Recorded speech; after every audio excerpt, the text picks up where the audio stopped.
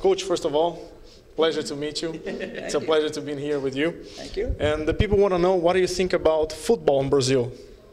Well, first of all, it's an honor for me to be here.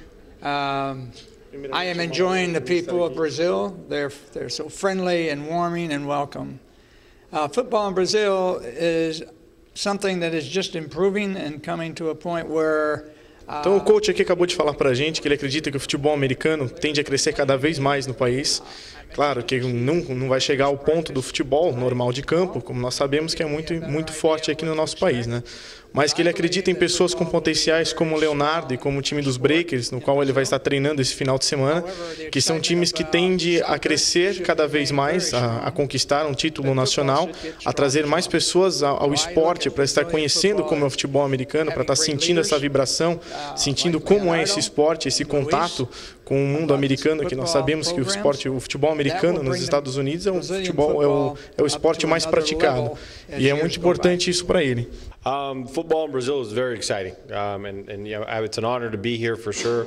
As Coach had said, just being in this country and understanding why we're here to help the development of the game and to see the game growing in just 10 years, being such a young sport. It's amazing that across the world how much. Está muito contente de estar com o Brasil, aqui no Brasil, juntamente com o nosso coach Bob.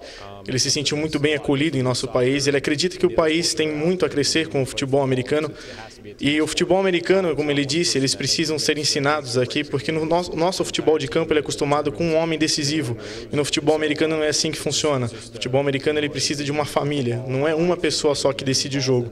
E está poder transmitindo para as pessoas que jogam isso aqui, para as pessoas que ainda não conhecem o futebol, como ele deve ser jogado, essa experiência, essa vibração de sentir como é excitante um jogo de futebol americano, está sendo muito legal para ele. Esse trabalho que o Luiz está fazendo com o torneio Touchdown, que o Léo está fazendo pelos Breakers, de estar trazendo os jogadores americanos e podendo mostrar para a população como é e o que eles sentem. É muito bacana essa experiência.